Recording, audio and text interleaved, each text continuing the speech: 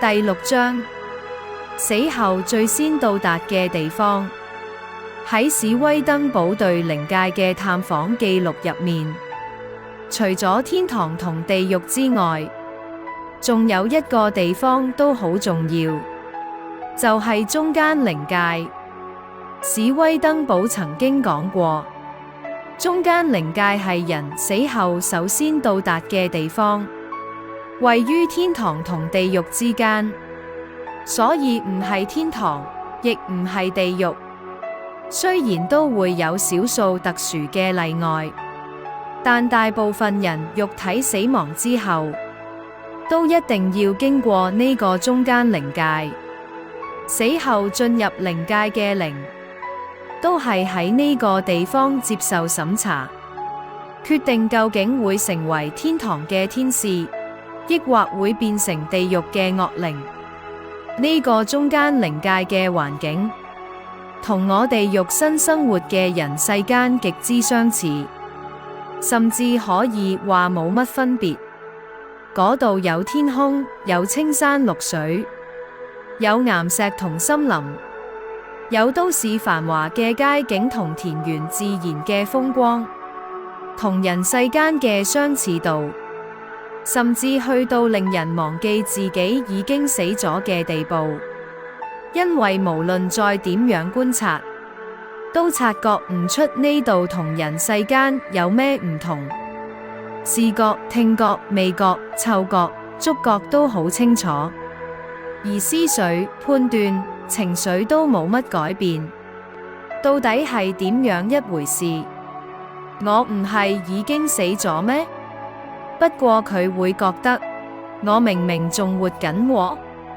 講呢句嘅靈人可能會搣一搣自己，哇，仲係痛㗎，即係證明我仲未死咯，我仲好好地咁活着。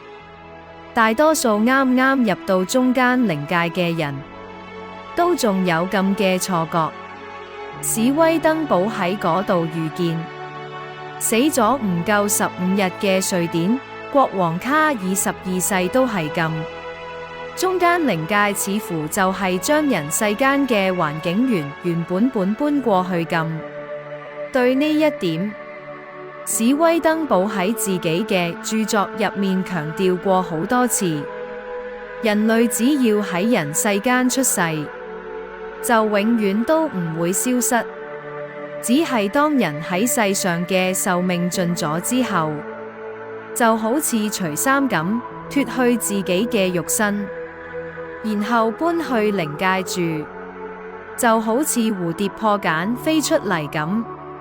嚟到中間靈界嘅靈，慢慢會發覺四周開始起變化，佢哋會想揾自己仲在世嘅親人，但一開始點揾都揾唔到。不過啱啱過身冇耐嘅爺爺、婆婆、丈夫、妻子或者仔女，都有可能會出現。見到呢啲已經唔喺世上，先到靈界嘅親人，呢個人就會感受到重逢嘅喜悅，同埋到呢個時候先會醒覺，我果然已經死咗。不過呢個人亦會開始發現，人嘅樣貌有啲微妙嘅變化。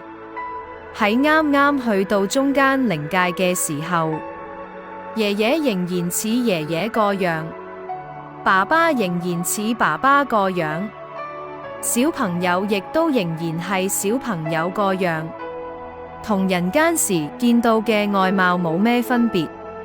換句話講，人啱啱變成靈體嗰陣，雖然已經冇咗肉身，但個樣都仲同肉身時差唔多。可以咁講，啱啱到靈界時，每個人嘅靈體就好似啱啱由呢個肉身倒模咁倒出嚟一樣，仍然維持住人世間嘅形態。所以喺中間靈界入面，要認出家人或者好友都唔算難。但到咗要入天堂或者地獄嗰個階段，人世間嘅樣貌就差唔多消失晒，因為人已經褪去外在嗰個自我形象，慢慢變成自己內心真正嘅樣。喺人世間生活嘅過程中，無論係邊個都無法睇到自己，或者家人同其他人內心真正嘅狀態。真正嘅自己其實深深藏喺內心入面，所以喺人世時，就算係世界級美女，但如果內心嘅形態屬於地獄型嘅，喺靈界入面就會慢慢變得醜惡，最後變到好難認得。反過嚟講，如果佢個心係屬於天堂型嘅，喺靈界入面就會越嚟越靚，甚至靚到人世間根本諗都諗唔到咁靚。外在假象一消失，就會令成個人內在真面目性情完全顯露出嚟。離開中間靈界嘅靈人，就會從此定居喺最終嘅居留地。去咗天堂或者地獄之後，容貌都會變到連親人都認唔出。如果連同家人一齊入到天堂，只要諗起對方，就可以即時互相見到面。不過如果係一個去天堂，一個去地獄，咁就冇辦法聯絡同交流見面啦。當一家人喺某場天災人禍或者車禍等事件中一齊離世時，一家人就等於一齊搬去中間靈界生活。小朋友會想一直同爸爸媽媽住埋一齊，唔想分開。其實中間靈界嘅生活都分做3個階段，跨去另一階段時，情況都會有變化。由第一階段去到第2階段，人會完全表露出佢哋靈性上嘅真面目，同家人之間嘅聯繫亦會慢慢變淡，形成全新嘅心靈紐帶關係。到最後，一家人都定居喺天堂，維持成個共同體嘅情況其實好少見。就算係感情幾好嘅夫婦，都好難同一刻離世。除咗突發事故之外，好難命運上相似到咁樣。即使過身時間唔同，但夫妻喺中間靈界一定會重逢。如果2個人重逢得好歡喜，又合乎大家心意，喺中間靈界第1階段，都仍然會重溫夫妻生活。不過去到第2階段，各自嘅本性就會顯露出嚟。如果喺世上時互相用婚姻之愛去對待，而且又能夠守住聖潔嘅夫妻關係，就可以再續夫妻緣，進入天堂。相反地，喺中間靈界第2階段就會反目成仇，或者對方冇阻礙，自然就會分開，行自己嘅路，唔再係夫妻啦。脫去外在嘅肉體，靈魂脫離肉體，進入中間靈界之後，所經歷嘅3個階段如下。第1階段係脫去人世外在形態嘅階段。第2階段係顯露靈性內在形態。第3階段就係接受進入天堂嘅教育。第1階段係脫去外在狀態嘅階段。喺在人世間時，內在同外在係可以分開睇嘅。外在就係肉體，內在就係靈體。人死咗之後，靈體去到靈界，即係脫去外在嘅肉身，變成完全屬靈嘅實體，即係靈人。不過啱啱去到靈界嗰陣，令人會覺得自己好似仲有同人世一樣嘅身體。中間靈界嘅第一階段，令人都一樣可以分做內在同外在。內在當然就係純粹嘅靈體，而呢度講嘅外在係指人世時為咗同肉身結合而存在嘅靈體外層。所以就算去到靈界，外在都仲可以遮住內在，唔會即刻令內在顯露出嚟。中間靈界嘅第一階段，即係話呢個階段就係褪去呢層靈體外殼嘅過程。個過程就好似抹走鏡面上積咗嘅多年污垢同灰塵，令鏡嘅本體完全顯露出嚟一樣。中間靈界入面有大量嘅靈，而且每日都仲有好多新靈由人世過嚟。通常喺中間靈界停留幾耐都各有不同，有啲靈可能連1個星期都留唔到，有啲靈可能要留好多年，最長都唔會超過30年。呢個係講整個中間靈界嘅停留時間。至於喺中間靈界第一階段停留，最多都唔會超過1年。不過呢個規則都有特殊例外，有啲靈人一到達中間靈界，就會直接被天使迎去榮耀嘅天堂度。呢種情況好少發生。如果佢喺人世間嗰陣，已經完全照住天堂嘅法則生活，咁都仲有可能會發生。呢類靈人一進入中間靈界嗰陣，身上已經散發出天堂嘅光彩。佢喺人間上生活時，就好似已經喺天堂生活咁。亦都有啲到咗呢度嘅靈人，因為佢喺人世間生活時，無論內在定外在，都係邪惡之人。呢個靈好清楚，就係屬於地獄界嘅惡魔，所以都唔需要經過中間靈界做過渡，會即刻跌落地獄去。呢個都係因為佢喺人世間生活時違背咗天堂嘅法則。究竟點樣嘅人先會喺中間靈界停好耐嘅呢？就係人世時表裏不一嘅偽善者。佢哋好識得偽裝自己，就算已經成為靈，都唔肯將內心真正顯露出嚟。喺中間靈界嘅第一階段，呢啲靈仍然會盡力掩飾自己，最後一定要靠天堂派嚟嘅查驗天使先可以揭穿到。史威登堡曾經遇到過一個靈人，生前寡廉鮮恥，無惡不作，但佢偏偏唔肯承認，仲要扮成善靈。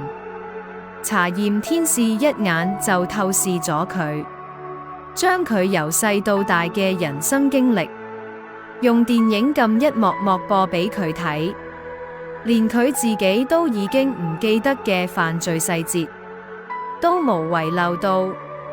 當中最多嘅係淫亂同私通之罪，呢個靈就即刻跌咗落地獄。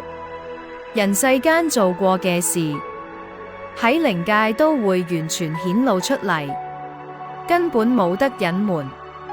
會係邊個做記錄呢？又係點樣做到嘅呢？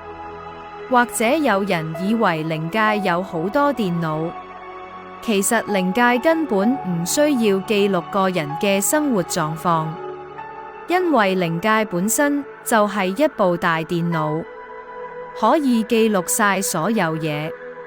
人嘅一生唔單止記喺腦入面，亦記錄喺每個靈體嘅細胞入面。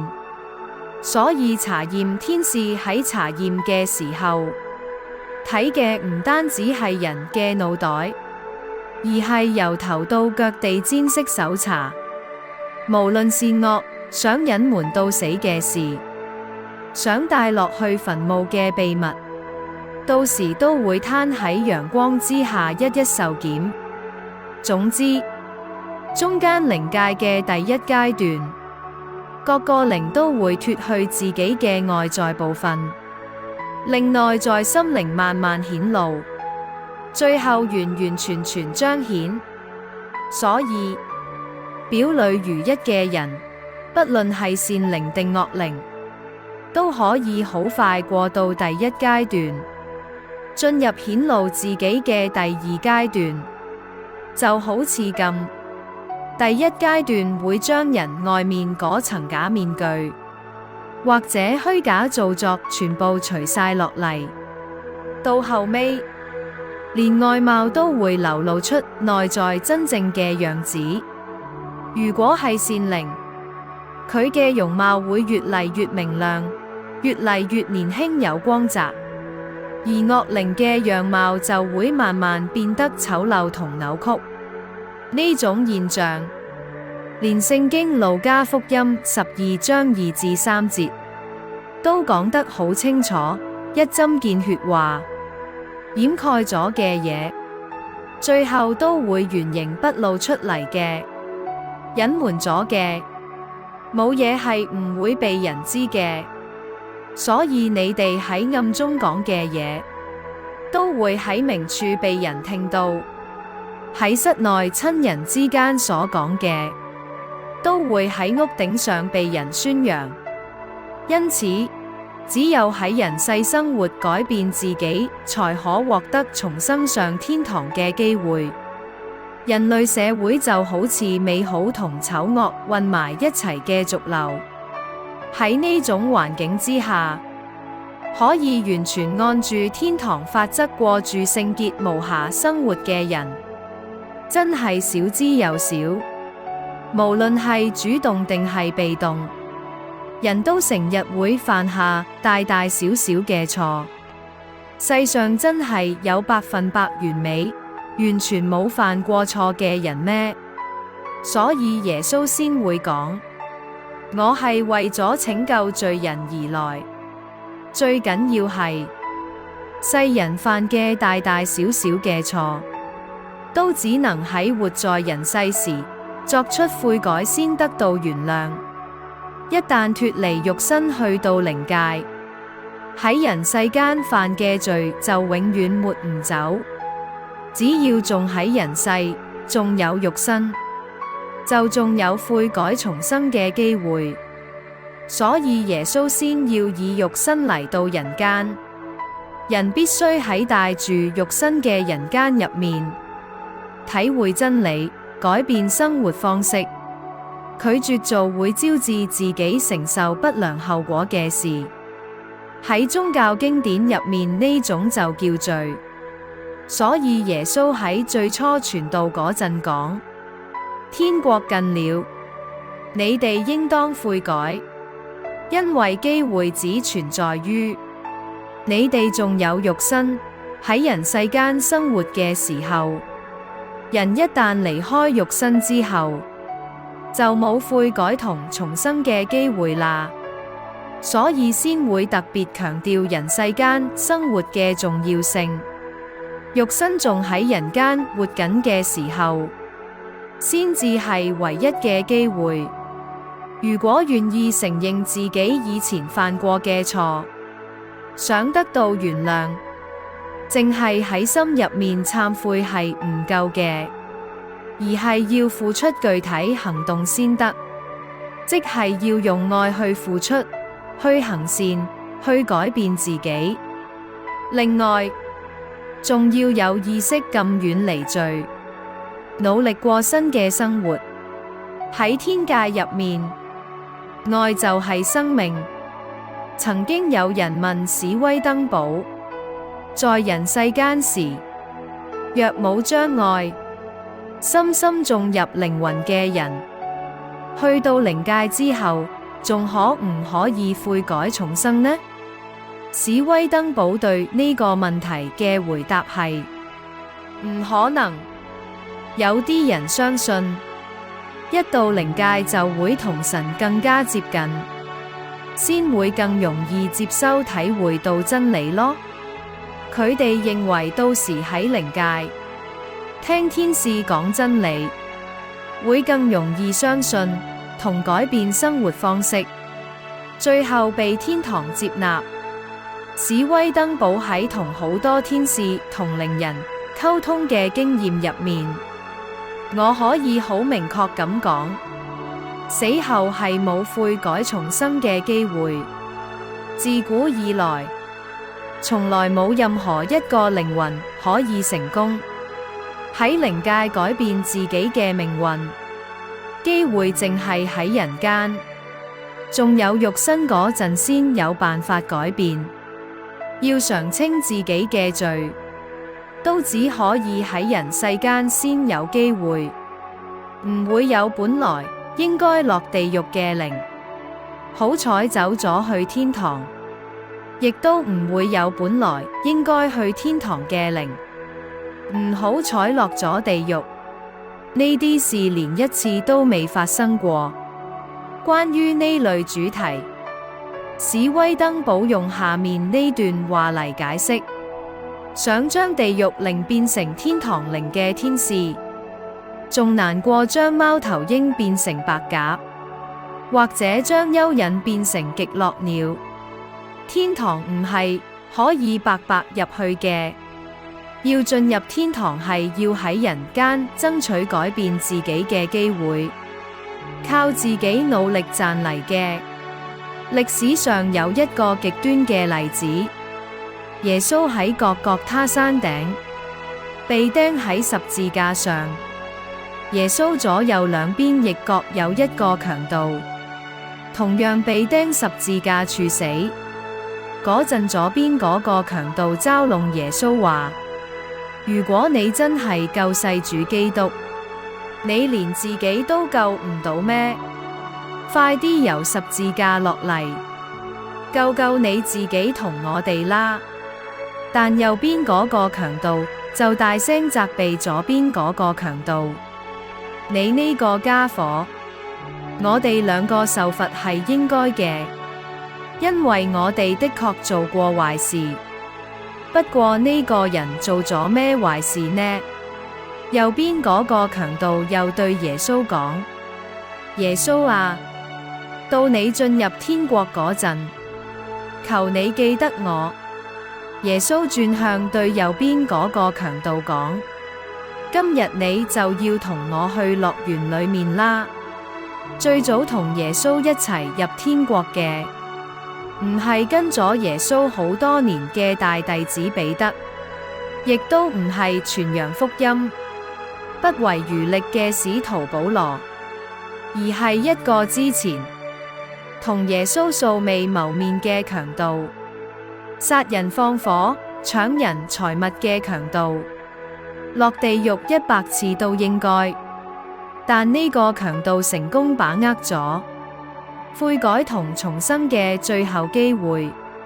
佢之所以可以同耶穌一齊入樂園，就係因為佢仲有肉身嗰陣遇到咗耶穌，而且真心悔改。所以肉身就係機會，淨係喺人世間先擁有嘅肉身，唔單止係我哋嘅外表，仲係靈魂成長嘅孵化器。我哋一定要趁仲有機會嘅時候，盡量令靈魂成長。如果越嚟越多人肯努力過着愛神同愛人嘅生活，人世間嘅社會因此都會進化到另一個完全唔同嘅層次。如果能夠喺人間遵守天堂法則生活，咁樣呢個人其實已經開始過緊天堂嘅生活。呢啲人喺人世間就已經係天堂天使嚟㗎啦。佢哋死咗之後仲會去邊度呢？佢哋會上天堂，直接去到天堂。喺人世間擁有肉身嗰陣，先至可以洗清自己嘅罪，聖經創世記有個故事，伊甸園入面嘅亞當同夏娃違反咗神嘅誡命，食咗善惡果之後墮落，發現自己赤身露體，於是攞無花果樹葉遮住自己嘅下體。之後，人類後代都遺傳咗佢哋墮落嘅罪，因而人幾乎本能咁遮掩住自己嘅下體，保住面子。幾乎每一個人都有啲唔想俾人知嘅秘密或者私隱，最後帶到去墳墓入面。耶穌曾經喺馬太福音23章25至28節入面，責備文士同法利賽人講：你哋呢啲假冒偽善嘅文士同法利賽人有禍啦，因為你哋洗淨器皿嘅外面，入面卻充滿咗勒索同放蕩。你呢個盲眼嘅法利賽人，先洗乾淨器皿嘅入面，外面都會乾淨埋。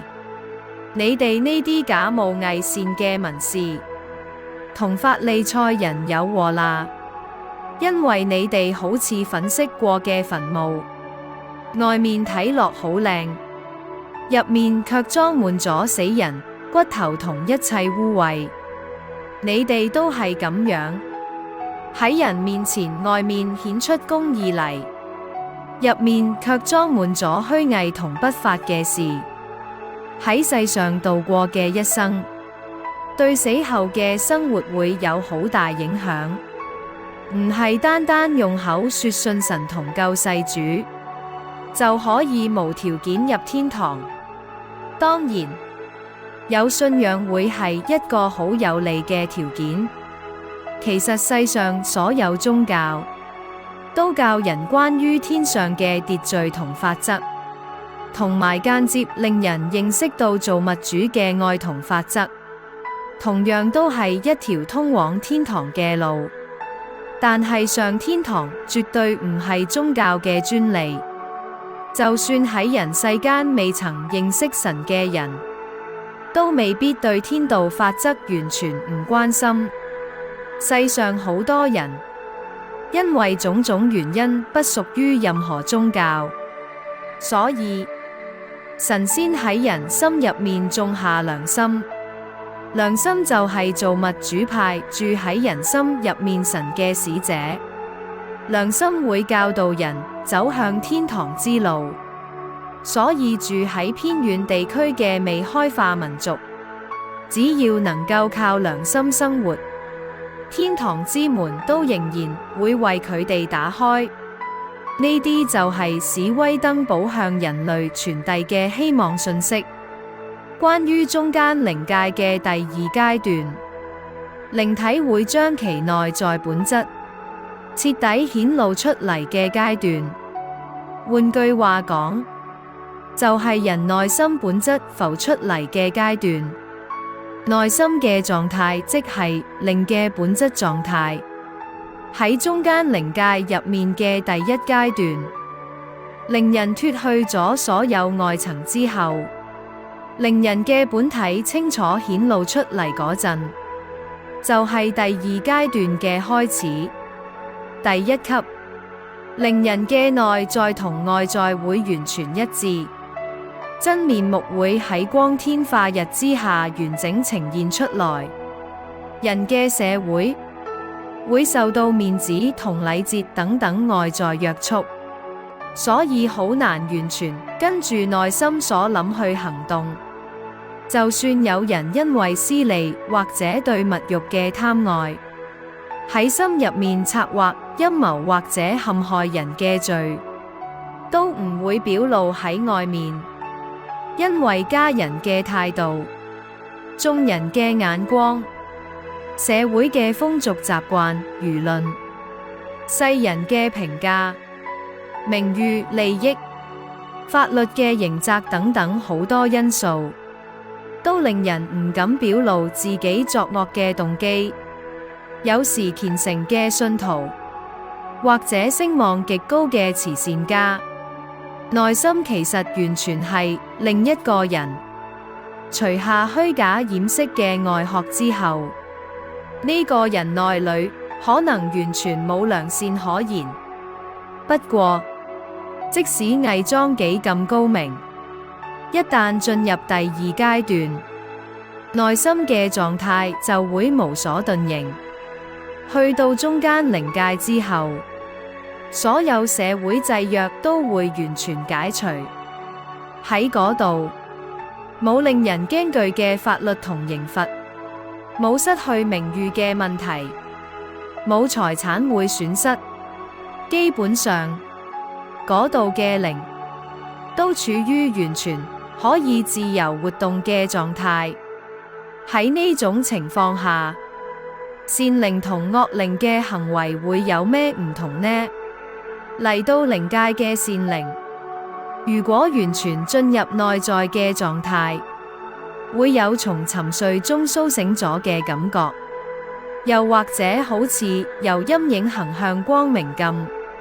善嘅外在同內在會合而為一。呢個人接受咗天堂嘅光明之後，內在嘅理性會變得更加清晰，並且會用良善嘅本心，即係用愛去行動。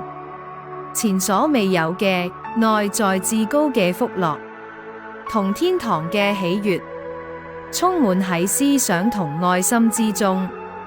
嗰種係同天堂天使交流所得到嘅喜悅。喺呢個階段，佢哋可以嘗到天堂嘅幸福，冇乜嘢可以比得上呢個更快樂、更幸福嘅時刻啦。既然已經完全唔受人世間嘅形式、面子或禮儀等等問題所限制，呢個時候嘅靈更可以自由自在咁讚美神，沉浸喺上天嘅愛入面。呢份愛嘅濃度同廣度，絕對係人世間完全無法想象嘅極致程度。可以喺完全自由嘅環境入面，盡情實踐對他人嘅愛，因為已經唔受外在干涉同肉體嘅制約。感性方面亦變得極之敏銳。呢種敏銳嘅感受力，會令品嘗到天堂喜悅嘅人，興奮到強烈去到彷彿嘅境地。